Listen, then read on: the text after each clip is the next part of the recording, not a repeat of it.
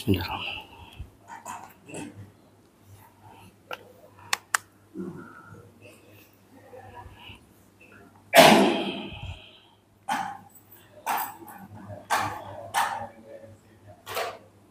Bismillahirrahmanirrahim. Assalamualaikum warahmatullahi wabarakatuh. Bismillah, alhamdulillah, wassalatu wassalamu ala rasulillah Sayyidina Muhammad bin Abdullah wa ala alihi wa sahbihi wa man wala. Wala hawla wala quwwata illa billahil aliyyil azim. Subhanaka la ilma lana illa ma 'allamtana innaka antal alimul hakim. Wa qala rabbi shrah li sadri wa yassir li amri wa hlul 'uqdatam min lisani yafqahu qawli wa qur rabbi zidni ilman warzuqni fahman amin ya rabbal alamin. Alhamdulillah, puji dan syukur kehadirat Allah Subhanahu wa taala atas segala nikmat yang Allah Subhanahu wa taala limpahkan kepada kita. Salawat terus salam selalu kita curahkan kepada junjungan kita Nabi besar Muhammad sallallahu alaihi wa alihi wasallam. Mudah-mudahan kita menjadi pengikut beliau sampai kelak nanti akhir zaman, dapat syafaat beliau dan dimasukkan ke dalam surga bersama beliau. Amin ya rabbal alamin. Baiklah, masih di bab tentang makruhatis shalah.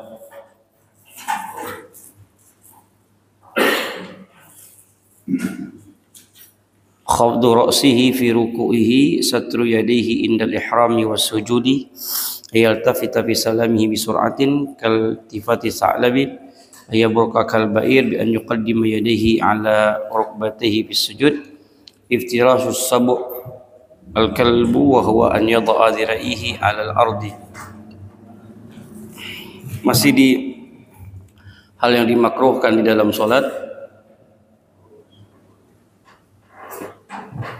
yaitu khafdu ra'sihi fir ruku', menundukkan kepalanya di waktu ruku'.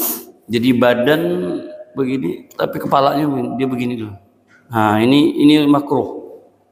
Jadi begini dia. Dia sujud itu begini. Nah, sebenarnya kan begini dia, tapi dia begini. Allah, terlalu nyunjam. Kepalanya terlalu nyunjam. Nah, itu makruh. Kemudian ayat fi salami bi sur'atin. Ketika dia salam, menolehnya terlalu cepat. Assalamualaikum warahmatullahi, assalamualaikum warahmatullahi. Jadi assalamualaikum warahmatullahi, assalamualaikum warahmatullahi. Assalamualaikum warahmatullahi, assalamualaikum warahmatullahi. Tapi dia tidak. Assalamualaikum warahmatullahi, assalamualaikum warahmatullahi. Hadza makruh. Kemudian an yabruka kal ba'ir, seperti onta. Kata Nabi sallallahu alaihi wasallam, bi an yuqaddima yadayhi ala rukbatayhi bis sujud. Jadi ketika dia sudah i'tidal, sami Allah liman hamidah, Allah, dia mendahulukan tangan daripada lutut. Allah. Nah, baru begini. Nah, ini seperti onta kata Rasulullah. Jadi betulnya Allah, letakkan dulu lutut, kemudian baru tangan. Bukan tangan dulu, baru lutut. Allah, baru begini. Nah, itu makruh. Kecuali memang posisi badan atau pinggang.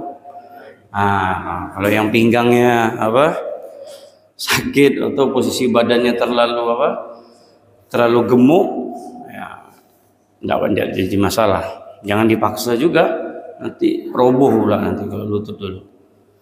Kemudian iftirashu sabu' al kalbu wa huwa an yadha'u zira'ihi al ar. Ketika sujud, ininya tidak diangkat, tapi seperti ini. Ada seperti, maaf, Rasul mengatakan seperti anjing. Begini. Allah, jadi tidak diangkat. Gini. Sujudnya orang pemalas saja. Ya. Hadza makruh. Kemudian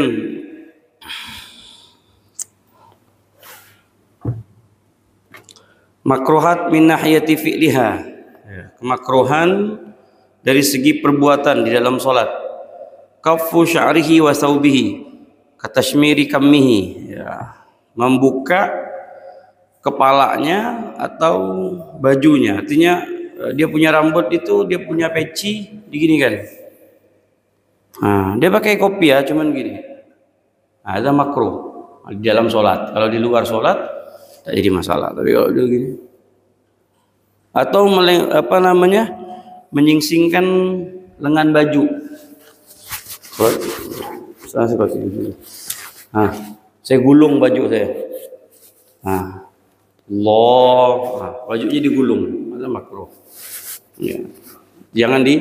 Jangan disingsingkan, jangan dilipat, jangan disingsingkan. Dilepaskan bajunya. Kemudian raf'ul basar ila sama, mengangkat mata ke langit. Jadi tujuan mata ke langit. Bismillahirrahmanirrahim, ke langit. Ada makruh. Kalau ke depan tidak, masih tidak. Enggak. Bahkan kalau misalkan kita di Mekah, di Ka'bah, itu sunnahnya di depan mata kita. Kalau pas kita di depan Ka'bah, kan ibu bapak sholatnya menghadap Ka'bah, jadi lihatlah ke depan Ka'bah, karena ini tempat sujudnya kita. Tapi kalau kita di sini, tempat sujud kita di bawah, lihat di bawah. Wad'ul yad 'alal khasirati, ya. Makruh meletakkan tangan di pinggang. Allahu Akbar. Ya, agak lagak sedikit dia kali ya. Mashu jabhatihi wa taswiyatil hasa fi mahallis sujud. Mengusap kening ketika dalam keadaan sujud, mungkin pasir atau apa ya. Jadi membersihkan muka di waktu dalam keadaan sujud, ya. Tapi kalau terlalu banyak pasir juga repot juga. Kalau karpetnya pasiran, pengurus masjidnya yang harus berbenah. An-nafar fi sujud kal ghurab, al-jilsatul iqa' kal kilab, suratuha yaj'al al-yatihi alal arab, kadzalika rijlihi wa insabu saqai. Makruh Iqa itu gini. Ini iqa ini. Iya. Nah. Artinya dia duduk di antara dua sujud Allah. Soal dia sujud Allah. Dia begini. Nah, gini aja dia. Tahiyat awal pun dia begini juga. Itu makruh. Enggak apa-apa, cuman makruh. Terkecuali duduk istirahat. Duduk istirahat itu dapat dia tidak makruh. Duduk istirahat. Misalkan dari rakaat pertama ke rakaat kedua. Nah, dia kan disunahkan untuk duduk istirahat. Allah. Jadi dia gini pun tidak jadi masalah. Tidak perlu gini. Nah, jadi dari rakaat pertama, sujud kedua kan kita naik. Ya, jadi Allah kan kita ada duduk istirahat. Nah, dia menggunakan iqa enggak apa-apa. Sujud begini. Jadi dia enggak perlu Allah. Kan kalau dia gini ya Allah, sebentar gini iqa langsung naik. Tidak apa-apa. Tapi kalau duduk di antara dua sujud atau tasyahud, ya, dia menggunakan dengan cara iqa, artinya sah tapi makruh. Kemudian al-julus maddan rijaihi ilal kiblah. Kemudian dia duduk tapi kakinya dia panjangkan ke kiblat. Ya. Kakinya dia panjangkan ke kiblat, selonjor. Ya. Kakinya selonjor. Ya. Misalkan, maaf, saya mau dicontohkan juga ya. Dia duduk gini saja dia. Asyhadu an la ilaha illallah. Sama makruh. Iya. Kecuali memang kakinya sakit, mungkin patah atau apalagi mungkin asam urat atau apalah ya. Tak bisa mau ditekuk, tak bisanya hanya terus. Tidak apa-apa, boleh-boleh saja. Saya punya guru Habib Salim Asyatiri, karena kaki beliau itu pernah kalau tidak salah ditembak di komunis, ya komunis. Jadi beliau itu kalau imam kakinya tidak bisa rapat udah. Allah yarhamu guru kita. Jadi dia gini saja, beliau gini saja kalau imam. Nah, kakinya agak sedikit dipanjangkan begini. Kan sini ada bekas tembakan. Ya. Jadi begini, tidak bisa bangun. Jadi beliau kalau imam duduk, nah, kita berimaman dengan beliau dan posisi beliau dalam keadaan duduk, tidak apa-apa. Tidak jadi masalah. Kemudian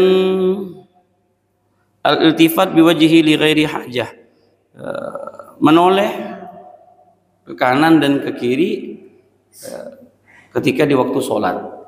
Jadi hukumnya boleh saja, tidak apa-apa, tapi makruh. Misalkan kita sembahyang itu banyak toleh kanan toleh.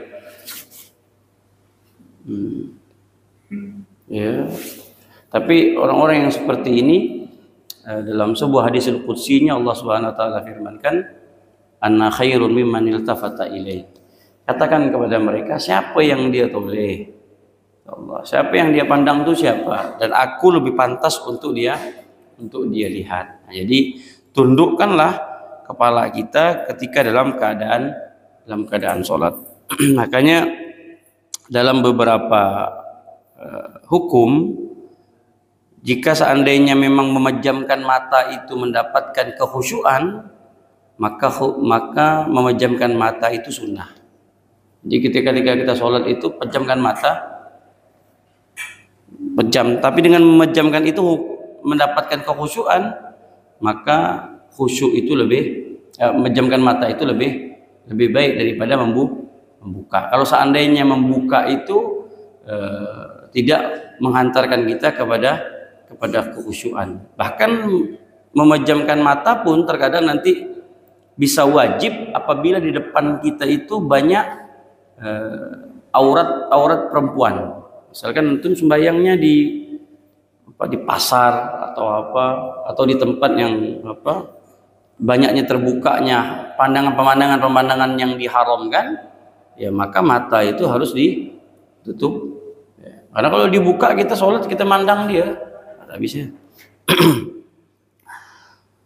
Tapi kalau memang seandainya dia memejamkan mata, usahakan di waktu sujud dia buka matanya. Di waktu sujud dia buka matanya. Nah, di waktu sujud dia buka matanya.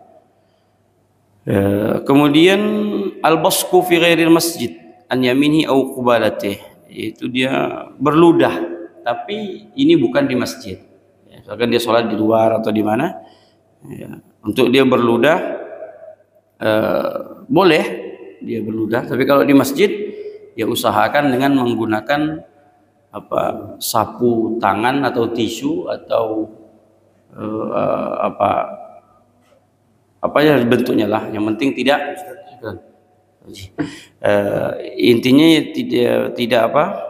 tidak membuang air ludah di masjid. Dan ini pun ada hadisnya, Nabi SAW melarang untuk berludah di masjid.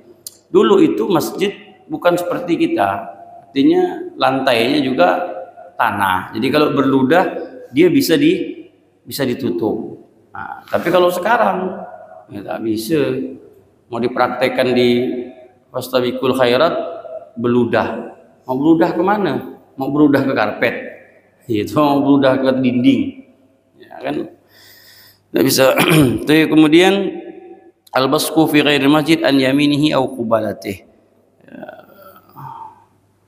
Kemudian yang ke-10, al-qiyam ala rijlihi wahidah wa musamma safan. Dia sholat tapi berdiri dengan satu kaki. Mungkin dia habis belajar kungfu atau apa gitu ya. Makro, ya, dua kaki. Lasqu ahdari rijlihi bil ukhra lirajul wa huwa musamma safat. Menempelkan kedua belah kaki yang dilakukan oleh kelompok sebelah, kaki ketemu kaki, kata makruh, tidak boleh. Sofat namanya as-saffat. Jadi kaki kita ketemu dengan kaki orang itu makruh. Artinya ini kaki, maaf, ini kaki saya. Nah, ini kaki dia. Saya temukan begini, sehingga kelingking ini ketemu kelingking. Itu makruh, bukan sesuatu yang disunahkan. Makruh. Bahkan kita dikejar ya. Setelah itu pendek lagi dikejar lagi, kena pendek dikejar lagi. Nah, ini makruh, risih karena ketika kulit ketemu kulit itu pasti risih, tidak ada. Jadi Nabi SAW hanya ini saja, bahu kita didempetkan, dan dipastikan mendempetkan bahu kita tidak terbuka, artinya tidak kulit ketemu kulit. Dengan kan ada tempelan baju, tapi kalau kulit ketemu kulit itu risih, ya tidak enak. Ya, kita aja bersentuhan lama-lama, ya. Orang salaman sama kita lama, benar. Apa maksud ini? Kan begitu.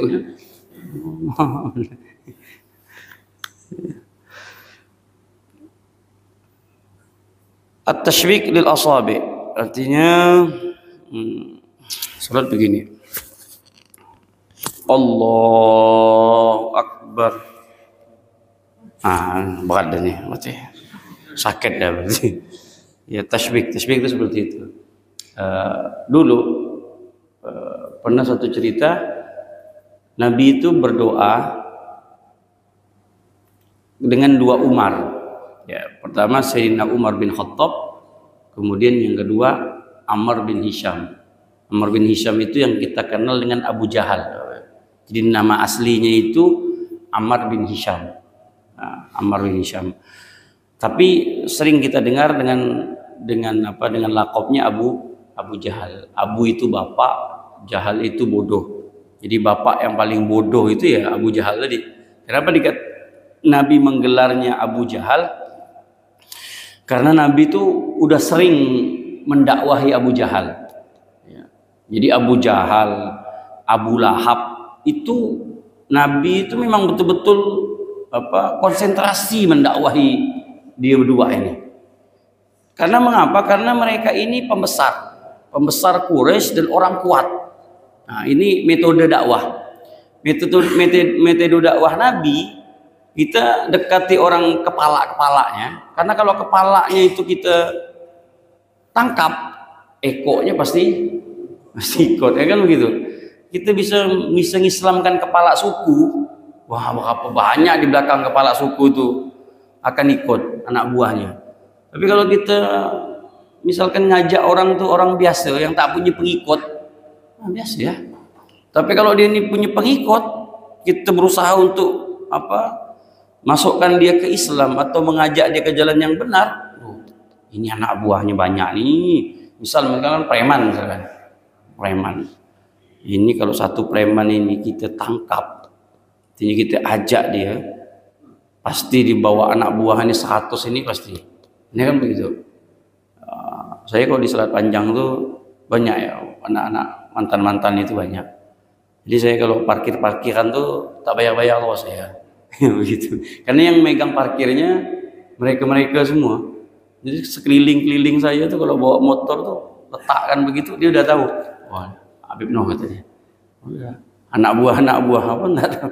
Jadi memang kepala-kepalanya itu ada di saya semua gitu. Belajar sama saya. Kepala yang ini, bagian ini saya tahu nih. Nah, ini begini. Nah, memang begitu memang dakwahnya kita memang cari seperti itu. Jadi yang bawah ini kan ikut-ikut ya. Kenapa kalau dia tak ikut sama bosnya, nak pecat dia? Kan begitu. Nah, logikanya seperti itu. Nah, Nabi berdoa kepada Allah, ya Allah, kuatkanlah Islam ini dengan salah satu Umar. Ya, Ammar itu kan Umar juga. Ammar itu aslinya sama dengan Umar. Cuman tulisannya kalau Umar tidak menggunakan waw, kalau Ammar dia menggunakan waw di belakang ro. Jadi ain mim ro waw, bacaannya Ammar.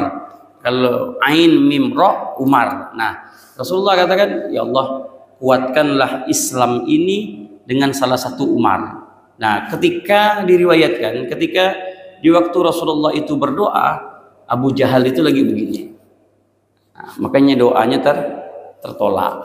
Nah, makanya Allah pilih Sayyidina Umar bin Khattab bukan Amr bin Hisham. Makanya kita kenal Islam itu diperkuat dengan Sayyidina Umar. Nah, betul di tahun kelima daripada Hijriyah Sayyidina Umar masuk Islam. Cukup lama, artinya cukup lama Sayyidina Umar itu masuk Islam. Tapi ketika Sayyidina Umar bin Khattab masuk Islam, itu betul-betul Islam itu gempar di waktu itu, dan kekuatannya memang betul-betul super power, hebat betul lah. Jadi cukuplah di waktu itu untuk menegakkan syariat Nabi Muhammad. Karena kan semuanya di waktu itu kan dakwahnya Nabi Muhammad itu bertapuk-tapuk. Bayangkan sholat itu kan di tahun kedua, puasa di tahun kedua, zakat di tahun kedua. Jadi tahun kedua, tahun ketiga, tahun keempat, ada fase 3 tahun lebih kalau sembahyang itu bertapuk-tapuk, tak berani. Ya karena pertama umat Islam tidak kuat, kemudian mereka terlalu kuat. Jadi ya tapuk-tapuk saja, sholat ya bertapuk gitu. Tapi ketika masuknya Sayyidina Umar ke Islam, langsung Sayyidina Umar mengatakan, ya Rasulullah, besok kita sholat terang-terangan. Terang-terangan ya Rasul, di depan Ka'bah. Nah, Sayyidina Umar langsung mengumumkan, dia katakan kalimatnya, jika seandainya berani mengganggu kami, khususnya Nabi kami Muhammad, silahkan saja ganggu kami di waktu kami sholat, tapi konsekuensinya cuma 2. Kalau kau ingin anakmu menjadi yatim dan istrimu menjadi janda, silahkan ganggu kami, kata Sayyidina Umar. Tak banyak omong, cuman itu aja, silahkan ganggu. Tak berani, ya, artinya kan ini kan mati berarti ini. Ya, bahasanya tidak bilang mati. Kalau anak mau yatim sama bini kau mau jadi janda, silakan lah ganggu, kan begitu. Nah, itu Sayyidina Umar. Makanya Nabi itu senang betul ketika Sayyidina Umar itu masuk Islam. Dan Sayyidina Umar itu paling benci sama Rasulullah, paling benci. Bahkan diriwayatkan Sayyidina Umar itu mengatakan, kalau aku ketemu yang namanya Muhammad, maka pedangku ini akan kuputuskan lehernya. Benci betul.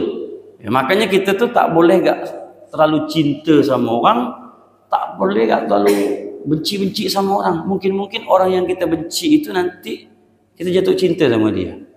Sama gak? Tak perlu gak kita tuh sayang betul sama orang, cinta betul sama orang. Nah, makanya Nabi memberikan konsep dalam cinta, Habib habibak yauman ma wa bughud habibak yauman ma. Cintailah orang yang kau cintai itu kadang-kadang. Ada saatnya kita marah, ada saatnya kita tidak terlalu dekat. Ya. Karena mengapa kalau udah terlalu dekat, benar cinta benar, keles aja sedikit, selesai. Sulit untuk balik lagi. Banyak kok. Ada kawan saya itu berkawan sampai dibilang udah tutup sama botol lah, dibilang ada. Pokoknya tuh betul. Tapi sekali punya masalah, selesai. Ngapa kau tidak berkawan lagi sama dia? Tadi aku berkawan tetap. Ya. Silaturahmi tetap, kata dia. Tapi kalau nak dekat lagi macam dulu, enggak lah, kata dia. Jadi memang betul-betul baju dia tuh, cuman bini dia bukan bini dia ya, bini. Cuman tak tukarkan bini ya dia tuh. Jadi memang kalau udah baju apa semua, memang betul-betul akrab betul. Nah, maka cinta, cuman sama siapa saja, mau sama anak, sama bini pun sama. Artinya ibu juga sama suami pun sama. Jadi cintai suami itu cinta karena itu perintahnya Allah. Tapi ketahuilah semua yang kita cintai itu bakal kita pisah. Ya, tak ada ceritanya kita cinta semati sehidup semati sama bini, dia mati kita mati kak, tidak bisa dah, sabar lo kan begitu. Atau sebaliknya, suami meninggal, istri juga mau ikut meninggal gitu. Papa, saya ikut ke kuburan papa, tidak apa-apa, ada mau begitu. Ya, di waktu itu ya, udah dikubur, mau kau masuk nih, sabar kalau kata dia kan, biarlah masuk kan begitu, tidak ada. Jadi habib habibak yauman ma wa bughut habibak yauman ma. Ada saatnya kita apa marah-marahkan sedikit, wajarlah, tak jadi masalah itu. Marahnya pun itu bukan karena benci, tapi karena cinta. Melakukan kesalahan kita marahkan, anak melakukan kesalahan kita marahkan, bini melakukan kesalahan kita marahkan, tak sembahyang marahkan, bukan sian tadi malam dia habis masak kue lapis, keletihan kata dia. Siapa suruh masak kue lapis? Ya begitu. Kalau memang harus letih. Kemudian as-salatu mukhtasiran wa huwa wudu'ul yad 'alal khasirah. Salat meringkas salat. Jadi kalau dia salat tuh begini. Apa ini?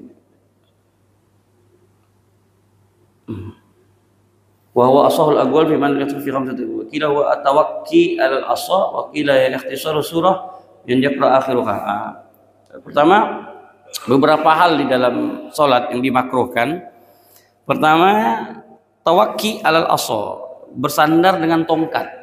Bukan orang yang apa? Bukan orang yang pakai tongkat. Makanya pakai tongkat itu sunnahnya ketika dia umur 40. Di bawah 40 pakai tongkat tuh Jawa-Jawa sebenarnya. Iya, sunnah sih sunnah. Cuman sunnahnya itu di waktu umur 40 tahun, nah baru pakai tongkat. Ada orang umur 40, tak ada kamu pakai tongkat. Ya. Gitu. Ini baru umur 25 udah pakai tongkat. Nah, ngapa? Udah pakai tongkat. Nah. Nabi SAW menggunakan tongkat, iya. Tapi di umur berapa? Nah, kan begitu. Saya umur 40. Terus pakai tongkat, enggak, nanti lah. Ya. 80 pakai tongkat. Nah, itu sedap mandangnya kan. Atau 60, 70, 60 lah. 60 itu pakai tongkat. Ya. Guru saya pakai tongkat, tapi udah umur 40 ke atas. Kemudian waqila wa ikhtisarus surah bi an yaqra'a akhiraha. Imam baca surat, memotong surat, ngambil surat di akhir jam. Itu makruh. Makanya pernah kita bahas sunnahnya imam itu di waktu sholat dia mengambil surat yang sempurna. Itu lebih apa? Lebih baik. Misalkan dia baca Sabbihisma rabbikal a'la, tapi sempurna sampai habis, atau hal ataka hadisul ghasyiyah sampai habis, atau apa aja surah-surah tapi habis, daripada mengambil potongan ayat, dipotong surahnya, dipotong, nah kan gitu. Nah, itu makruh. Bian yaqra akhiraha. Nah, itu diambil ujungnya saja, ujung-ujung surat. Kadang-kadang imam ini agak aneh gak imam nih kadang. Ya. Dia ambil surat di tengah. Udah di tengah di ujung lagi. Ini dia tidak mikir. Kalau seandainya dia lupa, siapa yang nak mengingatkan nih? Gitu. Kalau seandainya di belakang nih hafid Quran, iyalah tak apa-apa. Kalau seandainya di belakang ini bukan hafid Quran, kalau dia lupa, kalau tidak lupa sih tak jadi masalah lah. Kalau dia lupa, siapa yang nak mengingatkan? Barulah nanti ketika lupa, tak ada yang mengingatkan dia apa? Dia marah-marah. Memanglah Masjid FK ni tak ada yang nak mengingatkan aku katanya. Saya nak ingatkan ini siapa? Kan begitu. Ya, kalau bacanya itu juz 30, juz 29, dia masih familiar lah. Artinya sering didengar dan banyak yang hafal. Tapi kalau ngambil tengah-tengah Al-Quran pas tengah-tengah surat lagi, Nah, ini bekat ini. Wa qila huwa ikhtisaru shalah bi an yutimma hududaha wa qila yaktasira ala ayati sajdi falyasjud. Ada yang mengatakan kemakruhan itu meringkas salat bi an yutimma hududaha. Wa qila dia menggunakan salat sajadah tapi tidak sujud sajadah. Jadi diringkas-ringkas. Dia menggunakan sujud sajadah tapi tidak tidak sujud sajadah, dan itu hukumnya makruh. Kemudian al-ihtiras yumnatan wa yusratan. Al-yurawiha ala nafsihi fi shalah. Wad'ul yad ala famihi aw anfihi bila hajah. Syaddul wasat muqaranatul imam fil af'al. Makruh imam Allah menyamai imam. Allahu akbar. Bismillah liman hamidah. Allahu akbar. Ini makruh. Ya, ini makruh. Tak usah makmum ya lah begitu dulu ya. Sholat sendiri ya lah kalau memang tidak mau mengikuti imam. Imam itu kan dia dijadikan imam untuk kita ikuti. Tidak ada ceritanya imam itu sama makmum, kita pemimpin sama yang dipimpin. Pasti pemimpin dulu yang jalan maju, baru kita maju. Kan begitu. Tidak ada sama-sama begini. Tapi kalau seandainya dia sama, makruh. Kemudian at-tasa'ub, menguap. Artinya dia menguap tapi tidak ditutup. Itu makruh. Al-isyara bima yufham li ghairi hajah. Fargatul asabi. Al-istinad ma yasqutu bisukuti. Salat bersandar. Pas pula dia di pojok tiang, mungkin dia ngantuk. Sandar. Dia gini. Pas dia di pojokan itu, kemudian dia tidur. Hadza makruh. Kemudian al-isyarat bima yufham li ghairi hajah, memberikan isyarat. Dia lagi sembahyang. Hadza makruh. Kecuali memang ada hajat betul-betul lah. Artinya ini mau tak mau harus dijawab gitu. Tapi kan jawabnya kan tidak boleh pakai mulut kan. Mau tak mau isyarat, ada hajat. Tapi kalau tidak ada hajat hukumnya makruh. Wallahu a'lam bishawab. Ya, silakan. Mungkin ada yang ditanya. Monggo.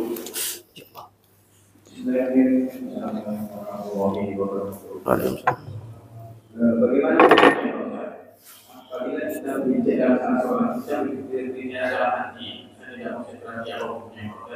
Yang kedua, bagaimana posisinya pada saat kita akan sujud, imam sudah sujud, ya kalau ya. Pas saya kan bermakmum pada imam, pada saat saya sujud, posisi di sujud saya banyak pasir, nanti posisi saya bersihkan pasir pada saya sujud. Tapi imam sudah mulai duduk ya. Apakah saya termasuk makmum atau membatalkan sholat? Jadi posisi begini, imam sudah mulai mau sujud selesai, tiba-tiba posisi saya banyak pasir, saya bersihkan dulu baru saya sujud. Apakah saya membatalkan atau makruh? Tapi posisi imam sudah mulai duduk.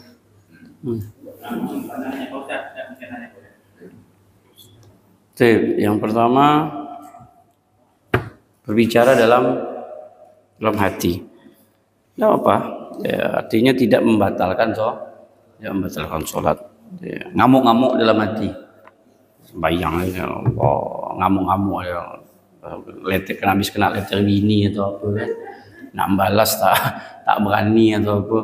Allah disembayang, Allah sembayang ngamuk di dalam hati. Artinya sesuatu yang di dalam hati tidak akan pernah dicatat oleh Allah Subhanahu wa taala. Hanya saja ya tadi kualitas sholat saja. Kualitas sholatnya tidak sempurna karena tidak koneknya hati kepada Allah. Jadi kan babnya kita ini kan mahalun nazarur rabb. Hati ini paling penting, Pak. Hati ini paling penting. Ketenangan dalam hidup itu hati. Ya, itu ya. Bukan ketenangan itu banyaknya harta, mobil mewah, rumah, enggak, hati. Banyak orang yang mobilnya banyak, rumahnya besar, hatinya enggak tenang, enggak enak juga. Ya, ada orang yang biasa-biasa saja hidupnya, tapi hatinya tenang. Tenang hatinya, dia tidur belampar ya, selesai. Hati tenang, kalau kan makanya intinya itu dalam hati. Kalau hati itu udah tenang, sempurna. Makanya tadi sholat itu yang perlu kita perbaiki, bagaimana konektivitas kita kepada Allah melalui hati. Ini hanya jasad saja kita sholat ini. Tapi yang paling dipentingkan itu adalah hati. Tapi kalau hatinya sudah kacau, tapi kalau dalam fikihnya ya sah saja, sah. Kalau dikatakan apakah sah sholatnya dia berbicara dengan hatinya atau dia berpikir melalui hatinya, sah, tidak apa-apa, boleh. Tapi kualitas sholatnya yang salah. Nah, yang kedua, silakan saja, tidak jadi masalah. Tidak harus membatalkan sholat, bahkan juga tidak ada hal yang di situ salah, enggak. Artinya di situ masih panjang. Antum dengan imam, posisi imam itu masih dalam satu rukun. Bahkan kita juga masih diperbolehkan jangan sampai melalui tiga rukun panjang. Dan itu posisinya masih dalam keadaan satu rukun. Artinya misalkan setelah itu imam berdiri misalkan kan, kita masih dalam posisi mau sujud, imam sujud. Di situ kan masih ada dua rukun panjang, 2 kali sujud. 2 kali sujud itu kan rukun panjang. Nah, jadi tidak perlu membatalkan sholat, bersihkan saja. Mungkin terlalu banyak pasirnya atau apa, ya geser saja, kemudian baru kita sujud, tidak jadi masalah. Kan sujud itu kan rukun panjang, Pak. Jadi seandainya nih pasirnya banyak betul, antum harus gini kan lagi begini, sehingga imam itu sujud, Allahu Akbar. Sujud kedua baru antum sujud pertama, misalkan begitu. Tidak jadi masalah juga. Ya. Yang jadi masalah tuh kalau dia sudah berada di naik lagi ke atas, sedangkan antum belum sujud. Ini ngepel ke geser kan begitu bahasanya ini. Kalau cuman geser sih saya kira tidak menggunakan waktu yang lama. Kalau ngepel ya kan begitu. Wallahu a'lam bishawab. Yang begitu kira-kira. Tidak perlu dibatalkan. Sila Pak Haji.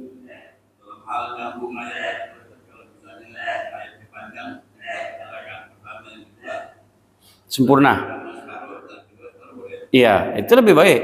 Misalkan dia baca wal fajr misalkan, atau abasa wa tawalla, kan itu kan lumayan panjang. Saya juga sering memutuskan, misalkan saya baca hal ataka haditsul ghasyiyah. Biasa saya putuskan di pertengahan, nanti saya sambung lagi. Tapi usahakan di rakaat pertama ayatnya lebih panjang daripada ayat kedua. Artinya misalkan surah itu 30 misalkan.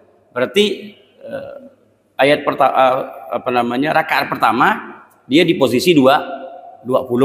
Nanti sisanya 10-nya di rakaat kedua. Nah, itu lebih afdol karena mengutamakan rakaat pertama harus lebih panjang daripada rakaat kedua. Nah, begitu. Jadi jangan sama posisinya, jangan sama ayat.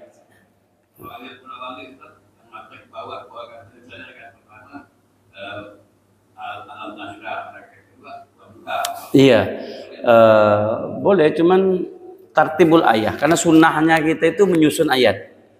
Nah, itu mungkin imamnya kelupaan atau memang tidak hafal dengan urutan ayat.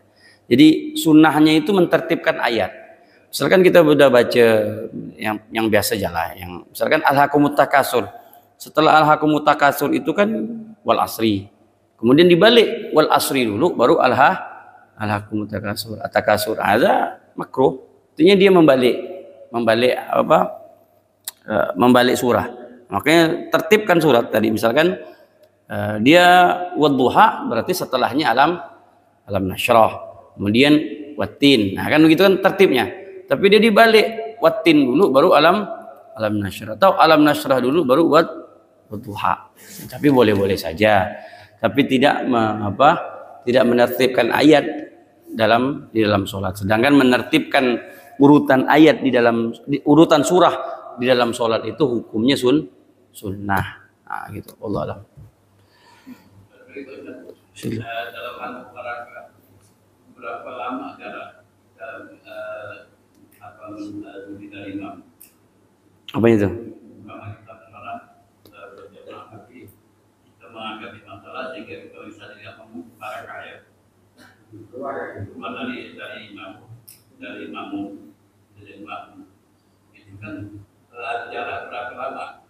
Misalkan pas rukun atau hanya saat? Oh, enggak pakai berapa lama. Dia ketika kita sudah meyakini imam itu batal, maka di situ juga kita harus mufaraqah.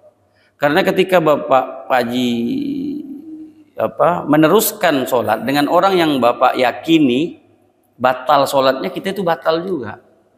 Makanya imam makmum itu tidak diperbolehkan untuk meyakini imam itu batal sholat. Karena kalau makmum itu meyakini si imam itu batal sholat, maka makmum juga sholatnya batal. Ya begitu.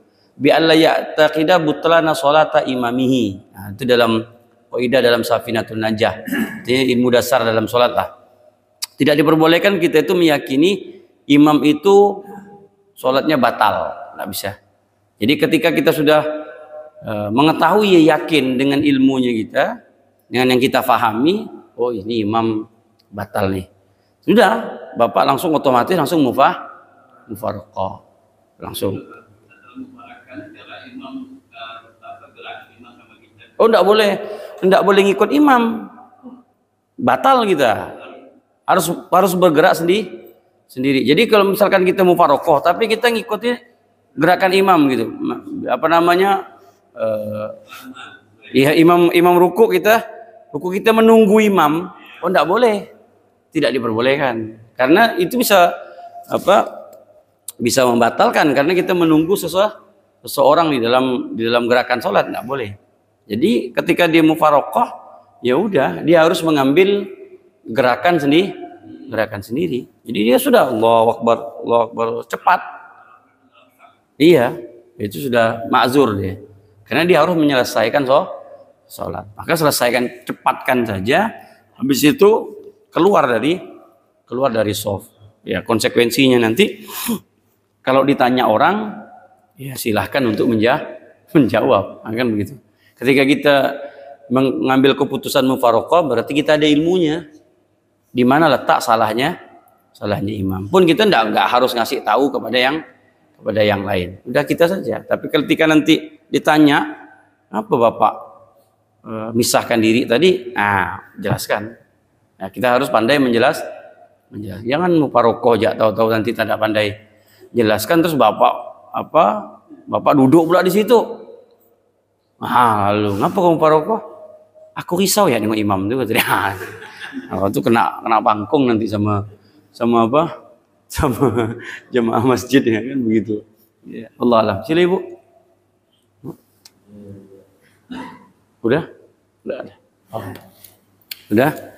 Ya.